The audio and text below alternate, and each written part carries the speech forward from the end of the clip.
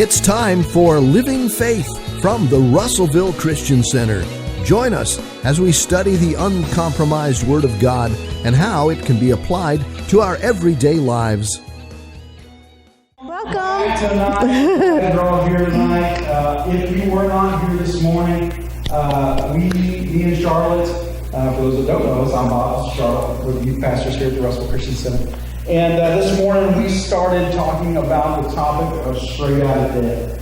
We shared this morning our journey on getting out of debt, and we are debt-free, and we don't live in debt, and nor do we plan to ever go back there.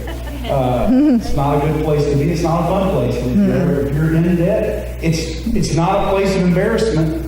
No, that was another thing we worked on this morning. Get the embarrassment out of it and the shame. It's not a place that, most near everyone is there. Most people are. Right. If you're not there, you're actually in the minority, not the majority. So, yeah, for sure. Anyways, this morning we talked about those things. We talked about how debt can cause you to be a slave to the lender.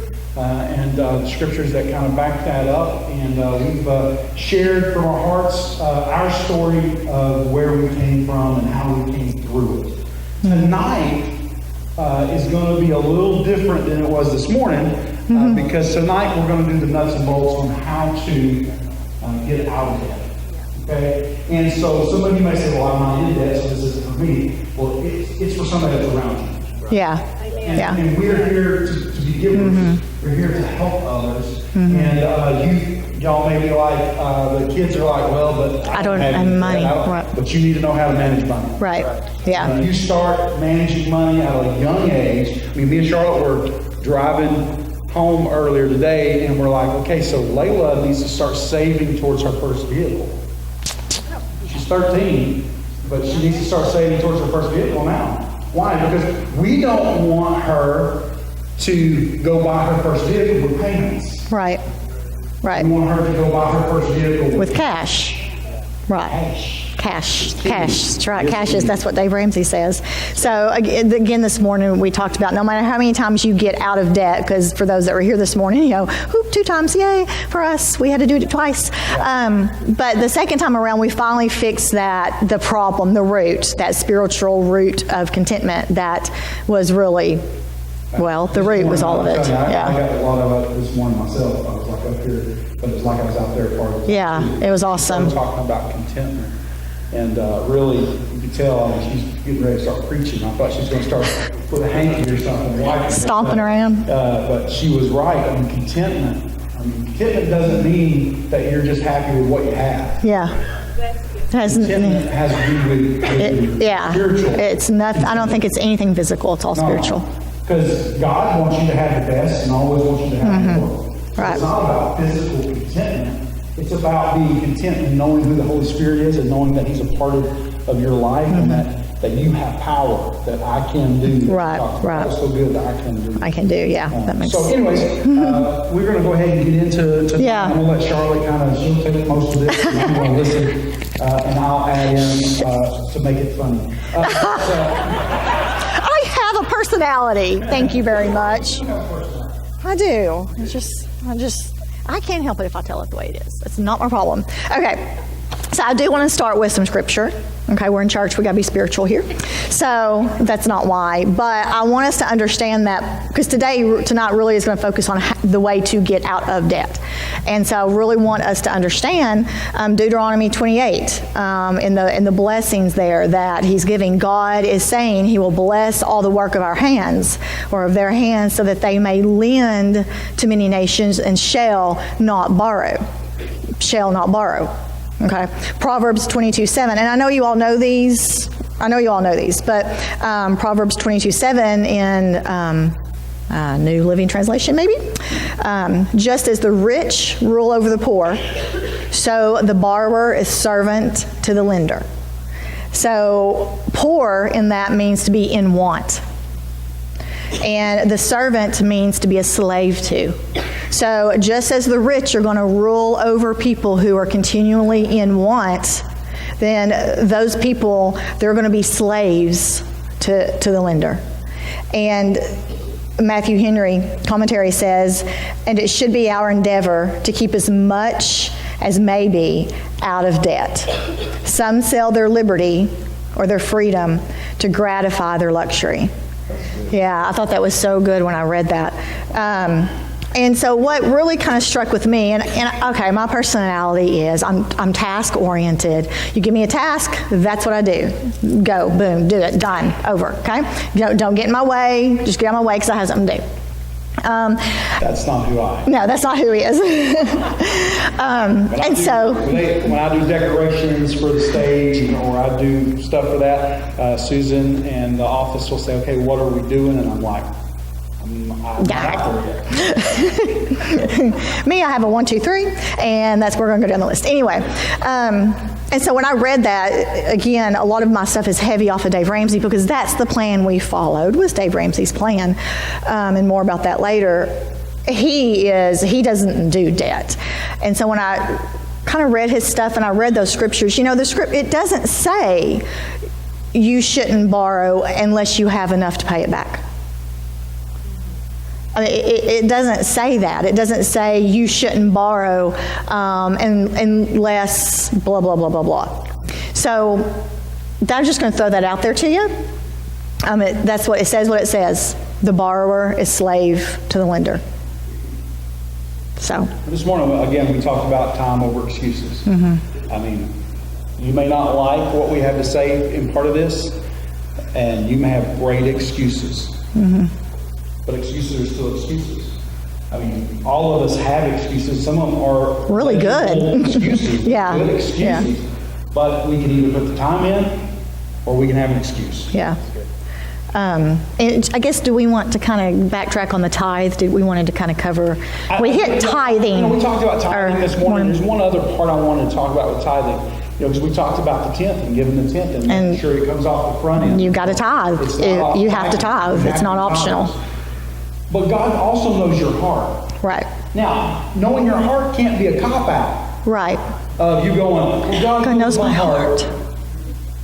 Where are we going to eat after service? Yeah. Right. It's got to be from your heart. So, I mean, when Ken Copeland talks about pulling the button off of his shirt and putting it in the offering, that's because his heart, that it was a heart issue, that he had, his heart was right. We all know this. God's never going to ask us to starve our family to pay our tithe. But you need to pay something, $1, 50 cents. And only you can figure out what that tithe is. And then what you do is the next month you make an effort, or the next week, or whenever you get paid, you work towards, maybe it's $2, maybe it's $2.50, maybe it's $3, and you keep working towards that until you're up to your 10%. We've seen, Miss Bonnie, some of that seed come in. Miss Bonnie put out during ladies' meetings some seeds around in the service for ladies. And we've seen some of it come back in. They put an envelope about their seed. That's right. That's what it is. It's seed. It's seed. You don't have to give. Walk around the parking lot a little bit. Find some change to give. But we've got to give. You've got to give. So we wanted to kind of make sure we cleared that up or covered that too. So tonight, again, we're going to talk about the nuts and bolts. We've got to learn how to control our money. It's a plan. Yeah. And that's what happens when there's debt. Your money controls you. Right. Your lack of money or your amount of debt tells you have to go to work. Right. When you don't have debt, then you get to tell your money you're going to go to work for me. Right.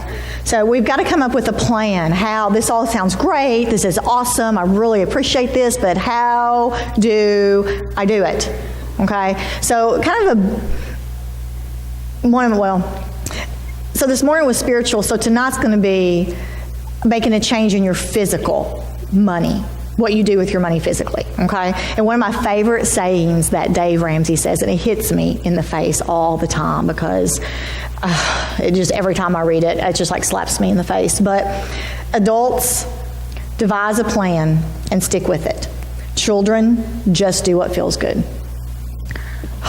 Every time I'm just like, slap me, because I don't know. That's what we lived when we were living on credit cards was, but I want to go shopping, I don't want to cook. So, man, that's so true. Adults, devise a plan and stick to it, and children just do what feels good. So we may have to it may be time to grow up for some of us.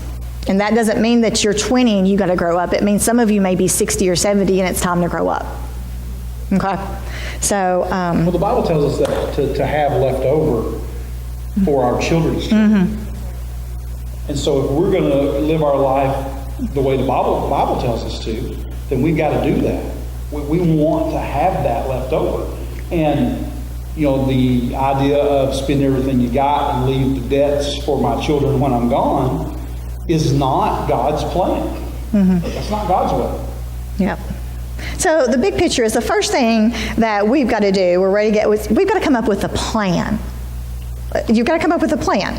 Do you know any athlete or football player that walks on the field without knowing what play that they're going to run? I've seen it a few times. Okay, but did it work? But did it work? How did that work for them? It doesn't work real good. See, it doesn't work real good. We had a boy on the football team in high school that we actually had to put an R on his right foot and an L on his left foot. And Awesome. Yeah, go to the L. But that was his plan, by golly. And he had it. So, you know, if you've got to write on your mirror, go to the L, that's fine. But you've got to have a plan. Anything that you accomplish, you need a plan for. Todd, building that cabin. You didn't just walk out there and start moving stuff around and throwing some. You had a plan in your mind of what you wanted it to look like. You've got to have a plan.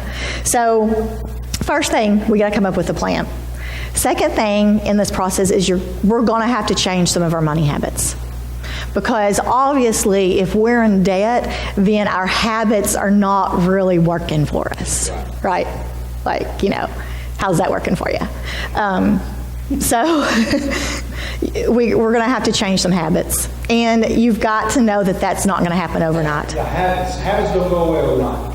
Unless God miraculously comes in and takes that habit from you, it doesn't just go away overnight. And if you're used to stopping at the gas station every morning and getting 2 energy drinks to get through your day, which is going to be $5, but yet you know that what you need to do is drink water instead and save that $5. You're still not going to change that habit overnight. Right. And that habit can come back real fast. Yeah, real fast. I mean, it's the same like a nicotine habit. I mean, it's just like any habit. That they're hard to break. All habits are hard to break. I have to stay away from donuts. I know, right? I used to go to the gym, and I think we had donuts 3 times. I know, right? So for our police friends, it was crime fighting. Yes, that's right. Crime fighting biscuits. Are any of them here? So you're making fun of them with them not being here. That's awesome.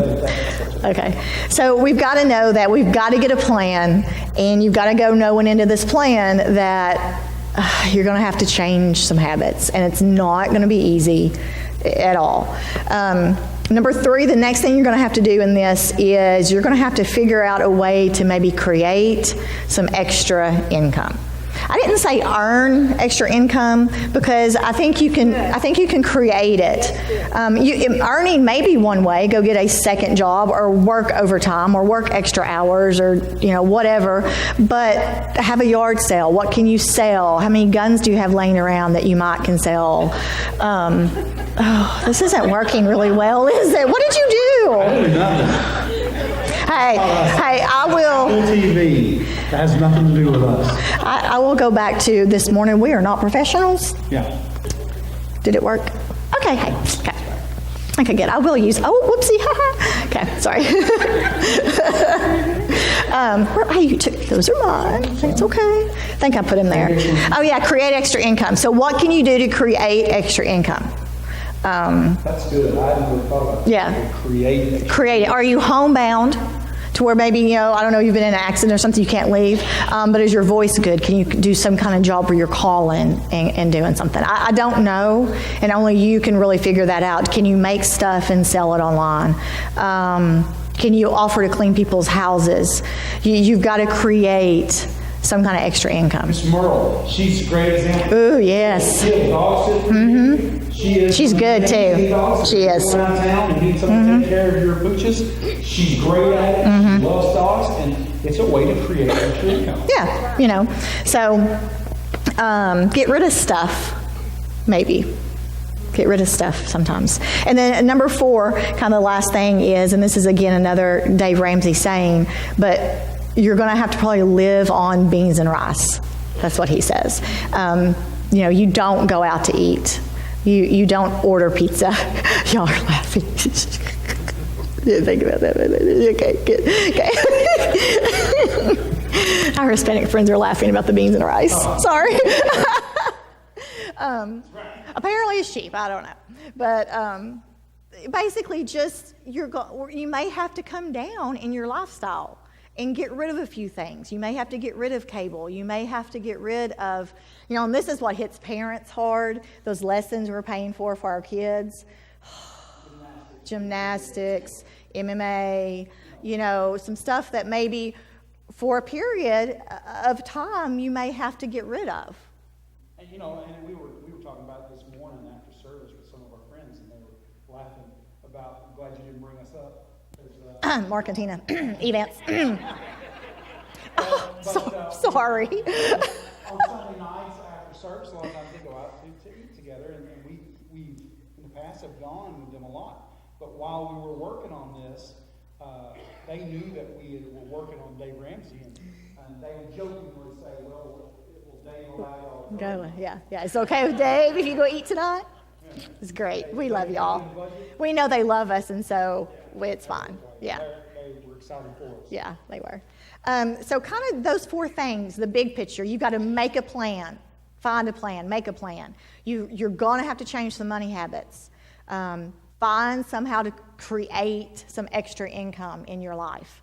That could be even creating extra income, could even be just within your budget, which we're fixing to get to. If you do away with cable, yeah, you just created some extra. You just created some extra income. In your, in today's world, cable and satellite. Yeah.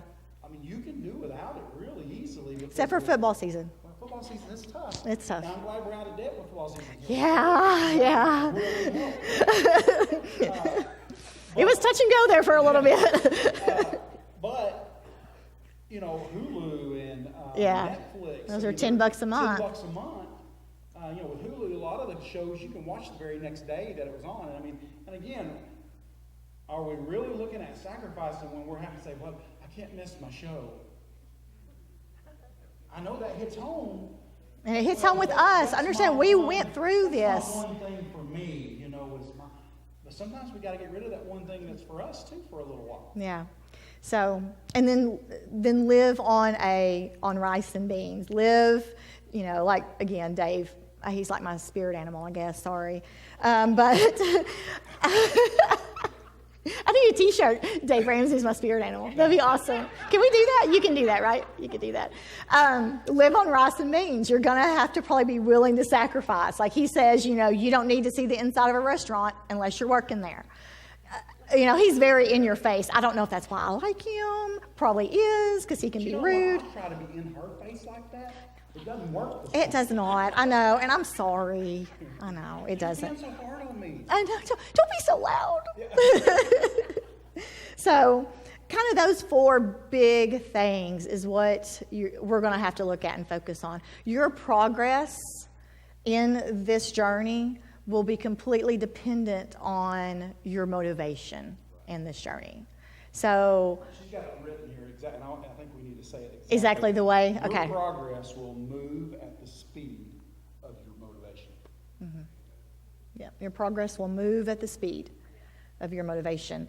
Because let's just say you're a little bit. Oh, I have, a $400 credit card there, and I have $1,000 here, and I got, but I am not in debt, people. I'm not like you. Well, I'm not, nowhere near like you. We're fine. So you're not very motivated, maybe. Maybe someone who is drowning in debt may be more motivated. So maybe they'll look for more things to do. But it could be exact opposite. The amount of debt doesn't really qualify how motivated you're going to be. It's the change that you want to see inside of you in your life. That's kind of what motivates you. And so what I have next is find your motivation. Our motivation for getting out of debt might be different than your motivation. You have to find your motivation. So, if you're married, with your spouse, sit down and dream. Say, what would we want to do if we were what would we do if we were debt free? What could we give to? What could we do? What could, and that helps us dreamers. Yeah. Those of us that are dreamers, we have to have that prize, that carrot out there. Right. Because without it, we feel like we're going to be here forever. Right. And so you have to set small goals and big goals. Yeah. Because again, find yourself in our personalities. It isn't a man-woman thing. I'm not a dreamer. I don't have to have that. I need a task. I got a task. Boom. I'm doing it. It didn't work so well for him when I gave him the task. I'll just let y'all figure that out. Imagine that. I don't like doing stuff just to do it. Yeah. There's got to be an outcome. There's got to be something that He's working for. What am I working towards? Where am I going? So if you're married, sit down with your spouse and dream together. And if you're not married and you're single, dream for yourself. Where do you want to be in 5 years? Pull the kids in it too. Yeah. Yeah. Bring everybody together. We sat down with our girls and we pulled them in. Tom talks about having tighten the belt family meetings. Well, we talked with our girls about we're getting out of debt. And we changed our vocabulary on some things whenever we would say we don't have the money to do that. Right. We changed that to we're not spending the money on that. We have other plans. Right. Yeah, and that's really good too because, when you say, I don't have the money, it's so negative. I mean, we all know words of our mouth and stuff, but it's such a negative connotation. But when you're able to say, well, we have the money, but we're not going to spend that with it. See, that gives control back to you. And then we set a little goal out there, and this is just us personally. When we were getting closer to the end of being debt-free, we set a goal out there with our girls, and we said, okay, here's the deal. After we're debt-free, that first month, we're going to go and we're going to take you girls on a shopping spree. So the money that we had been putting towards paying off debt, that month, we set a goal. We were going to take it and go on a shopping spree with them. And we got to take our girls on. And so that's what motivated, like Amy said, let me go empty my change. Yeah. And she wants to put her change paying off the debt. And so then all of the debt was paid, and so then they had peace in that. And so then they got to have reward from that. Yep. So let's get into how. Just how. The first thing, and this is for when he said that you may be sitting out there feeling like it's not for you. This is for everybody. I don't care if you're in a great financial place, that's awesome, or if you're not. But we all need a budget. You're gonna have to create a budget, a monthly Those that are lying budget. need to know that a budget doesn't mean you're in a jail cell. Yeah, I know. Some people feel like it's like straight from the pit of hell. I don't want to do a budget. That's just stupid. It's constraining. I don't. Now, what I want to do when I want to do it. But I myself have learned. I've learned myself now that the budget actually allows me to do more than what I was able to do before. Yeah. Now I have to change my mindset, and I have to have a little more of a plan. Because if it was in the budget at the beginning of the month, I get to do it that month. I can't just go, hey, let's go blah, blah, blah. Right. Well, do we have that in the budget? No. But we go back to, we're going to have to change some money habits. And that may be some of the money habits that you're going to have to change. But everyone should have a budget. A budget is a living organism. You can't make a template and use the same template month to month to month to month. Okay? Every month you have different expenses. Like December, our budget has got Christmas in it. We're not going to have Christmas in January. And so that won't be in our January budget. But nobody, you can't really get control of your money unless you create a budget. There's just no way to do it. We've got to know where our money is going. All a budget is, you touched it. Stop touching it. No, I changed that. Did y'all see what I live with? Okay. Oh my gosh. What have you done again? I'm sorry.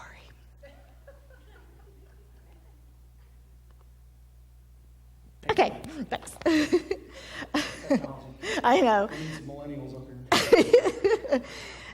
Okay, so the B word, budget. All that is a spending plan. That's all it is. It's nothing to be scared of.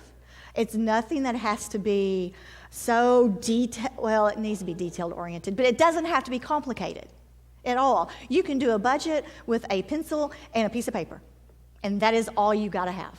In fact, you've got to figure out a way that works best for you. You may like a pencil and piece of paper. You may want to use a spreadsheet on the computer and get all fancy with it and do all the little, because I'm the nerd. And so you may want to do all the little formulas and stuff and put all that in there and hit a button and see all that happen. It doesn't matter. There's not a right way or a wrong way to do that. You just got to do it. You've got to do it. And this was something that I read when I was reading up on creating budgets. It's a really good tip, is especially for those of us who was struggling with debt or you're in debt, you don't want to do a budget because you don't want to see reality. That's something else. So many people, when you don't have a written down plan of your money and you know exactly where that money's going, then you can kind of live in this la-la world of everything's okay because I'm spending money and my bills are paid. But then when you actually put it down in black and white on paper and you're like, I'm like $500 in the hole every month. And so, but what you need to do is when you sit down to create that budget, take emotion out of it. Take the fear, take the shame. You're just creating a budget, you're getting the numbers down. That's all you're doing. Get the numbers down on a piece of paper. Don't let those emotions chain you up and make you afraid to see the reality. Okay? Because you know what? Reality could be better than what you think. Because a lot of people find money when they do a budget. They're like, holy cow, we have $1,000 left over after our bills are paid and we've bought groceries and all this stuff. Where does that go? So, it could go either way. I like the statement that the budget is a living organism. Mm-hmm. You really need to latch on to that. If you're going to do a budget, you have to revisit the budget every month. Mm-hmm. Every month. It's going to change. And sometimes in the middle of the month. Sometimes you're going to have to come together in the middle of the month and say, okay, we need an emergency budget meeting because something has changed. We need to look at where we can pull this from that, or this from that. And so it's always growing and changing. Now, you can't grow it and change it because you want to do something. Right. Hey, we need an emergency budget meeting because I want to go to the movies this weekend. That don't work. Yeah. You're now not on a budget anymore. So to do your budget, the goal of a budget, and there's lots of different ways, but this is how we have done it. It's called a zero-based budget, and so it's very easy, and it's easier if if your income doesn't vary, like if month to month. If you know what your paycheck is going to be every week, every month, or whatever, it's at least close. It's you put at the top of the page how much money you're going to have coming in that month from every source of income you have.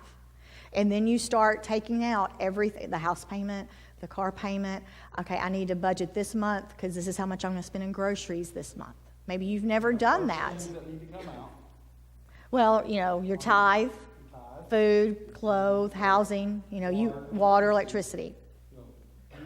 Because the credit card companies, as mean as they can sound on the phone, they won't feed your kids. Right. You have to feed them. And so that's, stuff like that's important. And so your goal is to take every single expense that you're going to have for that month. Ava's got a birthday party. Put $20 back for that. Oh, Layla's going to have a dance. Let's put money back for that. Hush. I'm just throwing stuff out. We want to have, I'll get into that later. So your goal is everything. And as crazy as that sounds, especially for those people who are not detailed oriented, okay? It's really, you're like, that's impossible. Yeah, that's impossible. There's no way I'll know what I'm going to have to spend on that for that month. Well, you kind of have to look at the calendar, see what's coming up in your life, and you're just going to have to make a guess. Yeah, those habit changes that you're going to have to make. And then at the very bottom is to have zero. So what you do is you give every dollar that you have a name, and you tell every dollar where it's going to go. Every dollar. Yeah. And so again, a lot of times what happens when you go through that and you do that, you might be surprised at how much money you might can find that we spend on eating out. What'd you do? Did you do something? Oh, okay. Okay, I was just making sure. So now I get to use this. So I just want to show this to y'all. Because I know some people are visual. And you can find this And I know you online. can't see this. Yes, this is one of, looky there. This is one of Dave Ramsey's. This is Dave Ramsey's budget, monthly, it's a budget form, piece of paper, budget form, okay? Listen, don't get caught up in all of these, because look, I know you can't read it, but you see there's like, woohoo, you really can't read that. There's a whole bunch of little lines, right? Whole bunch of little lines. Don't get caught up in that. You're not going to have to fill out every single line. You don't have to use this. This is just an example to kind of show you what I'm talking about, okay? One of my favorite things that I bring this up often, and you can tell you this too. How do you eat an elephant? Right. One bite at a time. You don't eat it in the whole. You can't open your mouth wide enough to get the whole thing in your mouth. Yeah. It's one small bite at a time. So if you look up at the top right-hand corner, monthly take-home pay. So again, you write how much money you're going to bring home. Did I mention you do a budget before the month begins? I don't think I mentioned that. You do your budget before the month begins. So you got like before December, you have like 2 or 3 days or whatever. If you do the budget afterwards, it's an after-action report.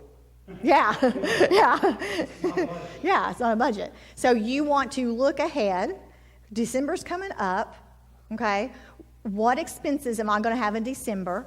And you do it so that when December 1st comes, you've got a plan for your money, by golly. You're not going to have to wonder how you're going to buy groceries at the end of the month because you spend it all at the beginning of the month, because you have put a weekly amount, or you've allotted a weekly amount of grocery money. So you always do a budget before the month starts. So take-home pay, he lists that up there. And then he just takes stuff and divides it out. Like he has the charity because he's, Christian-based. His tithes go first. There's savings. There's your rent. There's utilities. And again, you may not have cable. You may not have trash. So you're not going to fill everything out. You're just going to fill out what pertains to you. There's food. Now notice this, please, under food. There's groceries. There's a slot for groceries. Maybe I'm going to spend $400 that month in groceries. So then what I do is I divide that out. That's like, I know you don't spend $100 a month in groceries. That's like $100 a week. Okay? So I know that when I go to the grocery store that week, I have $100 to spend. Okay? But notice that there's also restaurants. You don't have to give up eating out. Just set a set amount for how much you want to spend on restaurants in that month.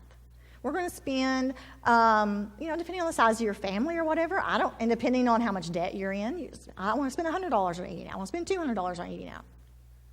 So you don't have to stop all that stuff. You just got to budget for it.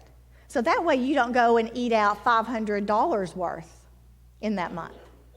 How do you know that I'd say for us in America, we eat up our income. Yeah, I know we do. We do. I don't like cooking. Personally, we can eat up our income by eating out. I mean, it just, because you start eating out 2 meals a day, and then you got a family of 4 that you're feeding, well, it's going to cost at least $25 for all 4 of us to eat. At a cheap place. At a cheap place. $25, and we're like, hey, we did good. Yeah, I was like, whoa, that's cheap. Those kids eat free or something. Some way for us to eat somewhere. It's like $35. It's $32.97. We eat out a little too much when you know exactly how much it costs to eat fresh. So notice that doing a budget doesn't mean that you can't do stuff. That's not what budget means. Just budget it in before the month starts. And then when the month comes around, you've got money to do stuff. Okay?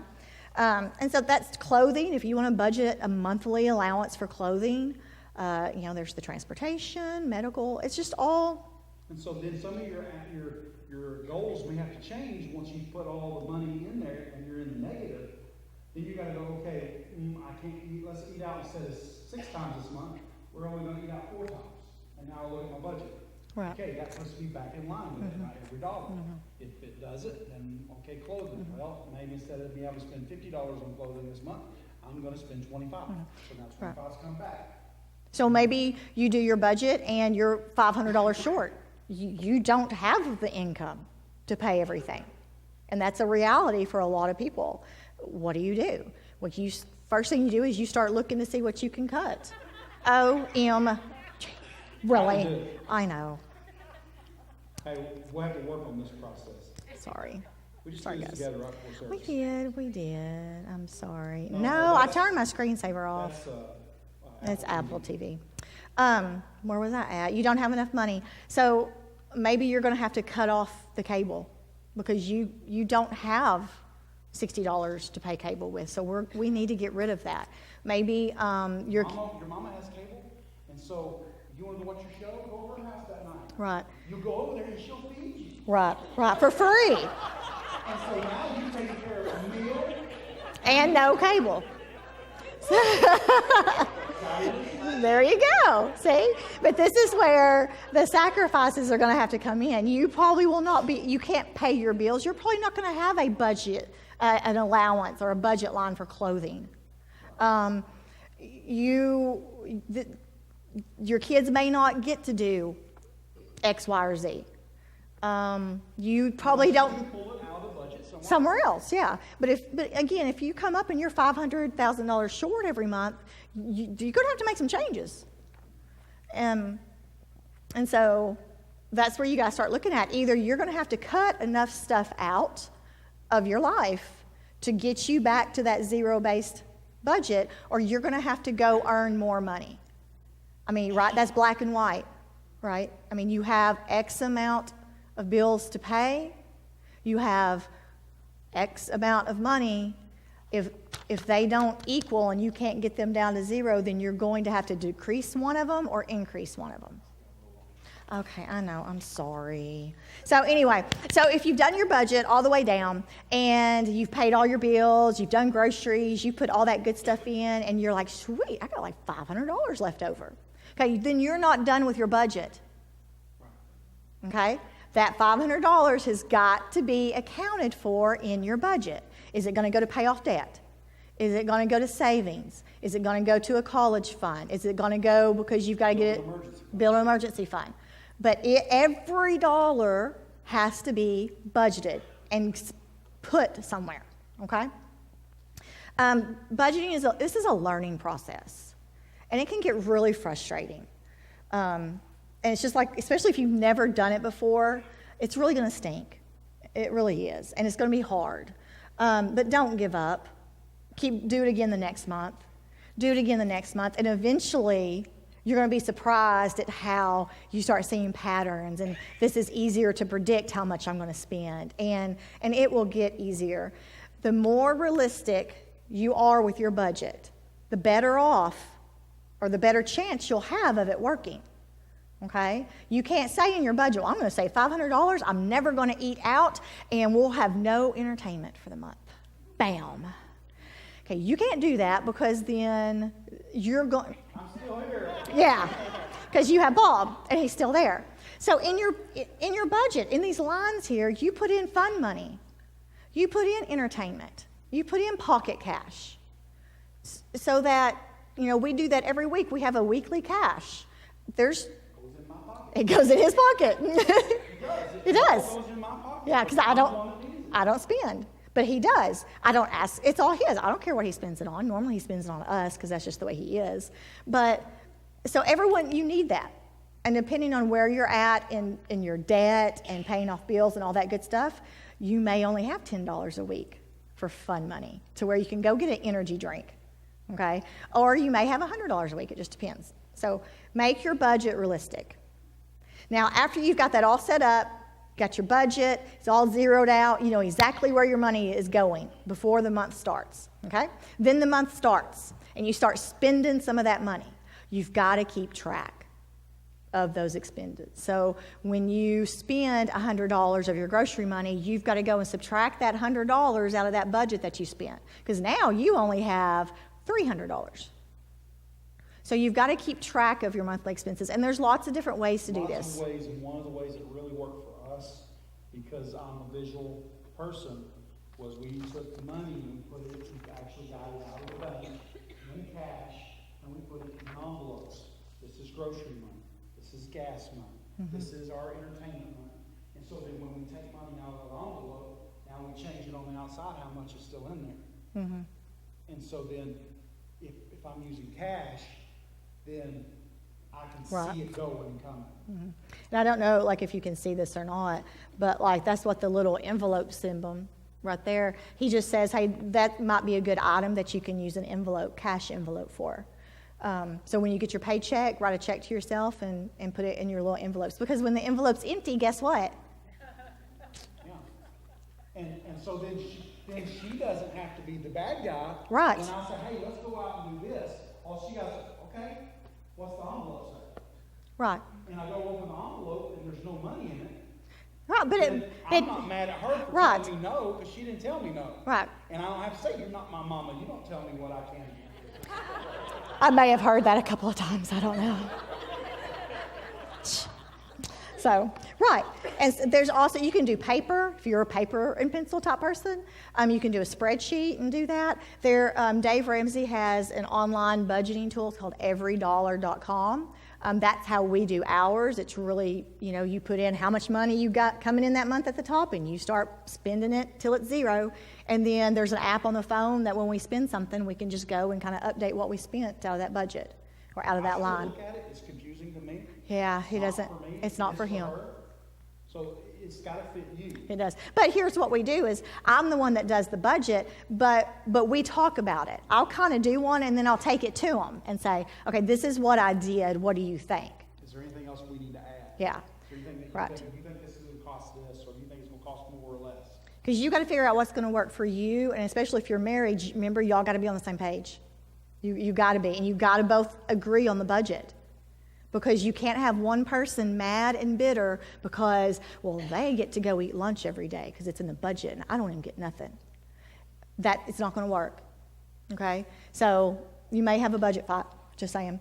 May have several, don't know. We may have had some, not saying. No, discussions, very strong discussions.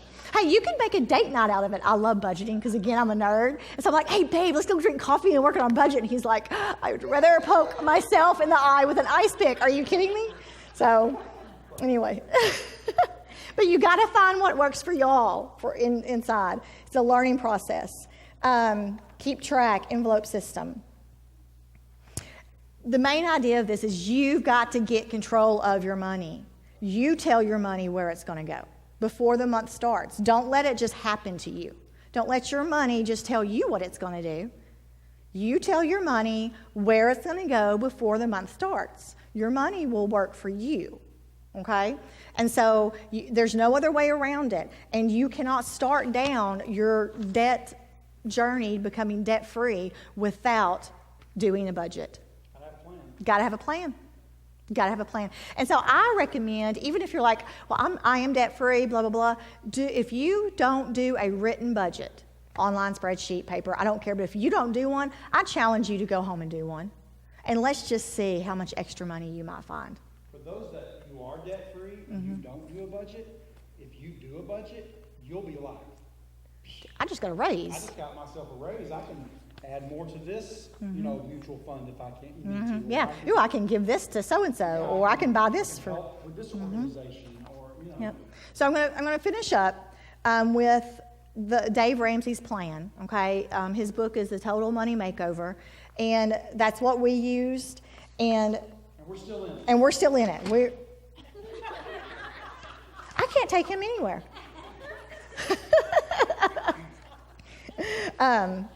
He calls them the baby steps. And again, if you're familiar with Dave Ramsey, you may have heard these. Maybe you've done it before. Maybe you need to get back into it and refresh. But the reason I did this was because it's worked for millions of people. So why do I need to reinvent the wheel? So it works. Well, you got to fashion it, yes. But you can't fashion it so much that you don't recognize the plan inside of it. Right. Okay? So baby step number 1, okay? You've created your budget, you got control of your money, you know where it's all going. So baby step number 1 is you're going to save a $1,000 emergency fund. I know, you're like, well, that's kind of stupid. Some people are like, I already got that. Yeah, Great. sweet. And some people are like, there's no way. There's no way I could get that. Yes, you can. Yes, you can. Okay, because remember, we're doing a budget. We know where all our money is going. So one of those budget lines is going to be our emergency fund. And so anything extra that you can squeeze out of that budget. No, I'm only going to eat out once this week. No, I'm not going to get those energy drinks at the gas station. I'm going to cut down my, well, I won't go there, habits. And I'm going to cut down some habits and not spend money on that and put it towards this. Anything you can, you sell anything. Like he says, you sell so much stuff your kids think they're next. I know, I love it, great. Extra work, anything. And you build up that $1,000 as fast as you can. And it's because life happens. Life happens. And so when you're in the middle of this process and your windshield breaks and you got to go buy a new windshield, remember, we don't want to use credit anymore. So what are you going to do if you don't have that $1,000 budget or emergency fund? So it kind of gives you some peace, is what it does. And you take that cash and you can stick it somewhere. We have ours. I didn't really mean stick it somewhere, but you know what I mean. You put it somewhere. $1,000 will not cover every expense. No. But it sure will help a whole lot more than zero. Yeah. And again, peace of mind is a lot when you're doing this process, okay? And so you can put it just not in your checking account. It cannot go in your checking account that you use. It's got to be in a separate account, savings account. Ours is an envelope. I mean, In the house. yeah. So, because you don't want life to happen to you and then you dig deeper in that hole that you're already in. Okay, so that's what that $1,000 is there for. And some of you may be like, there's no way I can do it. I promise you, if you get on a budget, and again, you may have to get extra work because your income may not cover your bills. And I'm sorry, and I don't know but sometimes that's just the way it is. So then, once you've got your $1,000, you move on to baby step number 2. And that is where you pay off your debt. So you list all of your debts, not your house, okay? Just debt, credit card debt, car debt, student loans, tax debt, I don't know, any kind of debt you can imagine, but no house, okay? But you list your debts from smallest, so the least amount you owe, you put on top, and you go all the way down to the biggest, okay? And I know a lot of times when you hear people talking about paying off debts, it's always, well, you need to list the credit cards that have the highest interest rates first. But let me tell you why he does it this way, okay? We're not going to stay in debt for real long. We're going to get through this process as quickly as we can. And so really, those dollars of interest in the long run, this isn't a 10-year process we're doing here, guys. We're going to get out of debt, and we're going to do it, okay? We're 3, 4 years, 5, it depends on how big your debt is. So he says it really doesn't matter. And plus, this is what I think is most important, is those small victories. Are so important. And even if it's a $40 credit card, you list it at the top and you can pay that off and you're like, I just paid off the debt. That's pretty awesome. Okay?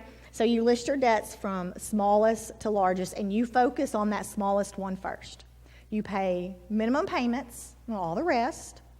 And then every single dollar that you can squeeze out. Remember all that money you were saving for your emergency fund that you found? Well, now that money goes to pay off that smallest debt. So everything that you can find, you throw at the smallest debt until it's paid off. Then you move to the next one. And what happens is it's like a snowball. That's what he calls it, the snowball effect. What was the minimum payment for that one that was budgeted in? And all that extra.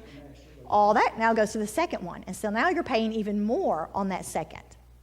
When that one's paid off, you go down to the third largest. And now that money you were spending on that first bill and that money you were spending on that second bill and all that extra money you can find, you gathered all that up and you throw it at that third biggest bill. And so it's like a snowball. And when you turn it over and you turn the snowball, it gets bigger and bigger and bigger so that at the end, that last debt, you're throwing all this cash on it. So that is baby step number 2. Baby step number 3 is a 3 to 6 month emergency fund. That's where we're at. And I'm telling you, it's hard. Because you've done this baby step 2, and you've saved, and you've scrimped, and you've done all this, and now you just kind of want to sit on the couch and unbuckle your pants and just let it all hang out, right? And so you have to push through. But 3 to 6 months of expenses. Calculate your expenses every month, and he suggests you save up 3 to 6 months. And really, whether it's 3 months or 6 months, that just kind of is a personal choice, okay? And then I'm just going to mention the other ones because... Emergency fund you've already made is part of Yeah. You go back to that $1,000 emergency fund, and you start building that up to 3 to 6 months. A fully funded emergency fund. Right. So you're going to fund it to where it's complete now. Instead of it just being $1,000, you're going to have more than that because we all know the air conditioner goes out of the house. Yeah. It costs more than $1,000. Yeah, right. But now, once we get that emergency fund done, how nice would it be to know when emergencies happen, you got that money and you just go take it out and use it, and we don't have to go in debt again. We're not going to have to finance a new air conditioner. One other thing. Let's say that you're paying off the debt, you've got a $1,000 emergency fund, and an emergency happens. Yeah. You spend that emergency fund. We move back a step now because we go back to the old emergency fund. Right. Once the emergency fund is built, now we start paying off the debt. You go right back to where you're paying off the debt. Okay? And so 1, 2 is what we've done. We've lived this past year. That's where we're at. Yeah. Step 3 is where we're at on a personal level. We're trying to build our emergency fund.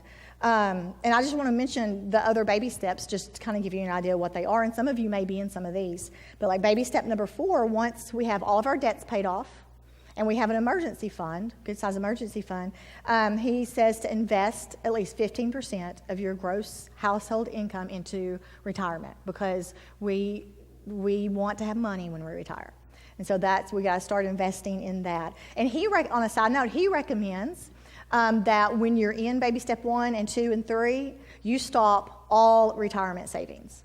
Again, we're not professionals. We're not giving you financial advice. I'm just telling you what his recommendations would be. No, don't take money out. He just says stop and put that money that you were putting towards that into your debt. Because his philosophy is you're going to get this debt paid off fast. And then you can go back and hit that investment. Okay? That's his suggestion. Take it, leave it, whatever. So you start investing. That's an ongoing thing. It's not stopping. And then baby step number 5 is you start saving for college if you have children that are going to be going to college. Baby step 6 is where you start working and putting extra money to pay off your house. So you kind of do step 4, 5, and 6 all together. You start investing 15% of your income to retirement.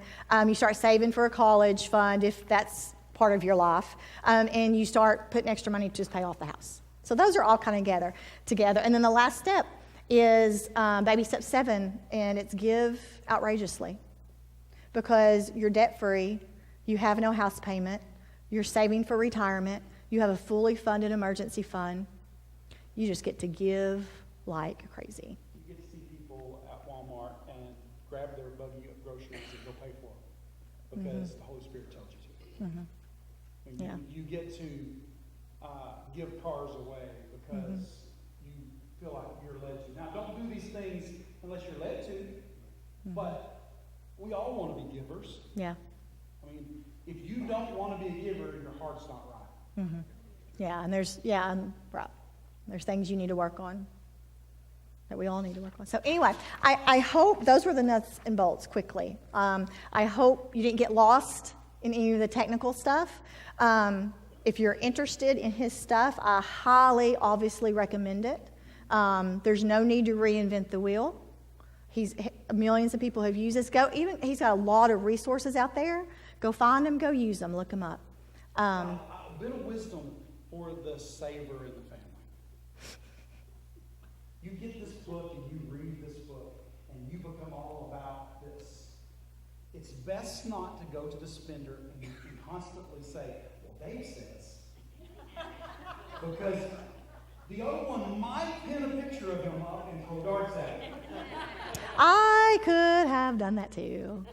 Well, Dave says we don't need to be doing this. Yeah, Dave's not my daddy, and I'm not married to him. So yeah, again, this morning, go back, communication, same page. You got to know how to work with each other. So I hope this has given you hope, encouragement. Every single person in here, no matter where you're at, go create a budget. Look at your finances. Make sure everything's going good. It doesn't hurt nobody to make No. Talk to your spouse. Each of you talk to your spouses. Make sure everything's good with them. Make sure that they're happy with the way finances are being held in your house. Be on the same page with them. So I really hope y'all got something out of it. We enjoyed it. This has been Living Faith from the Russellville Christian Center. If you would like more teaching, you can visit our website at www.rccenter.org or download our app to your device. The Russellville Christian Center is located at 305 Lakefront Drive. If you would like to purchase a copy of this program, or if you would like more information, please call 479-968-7965.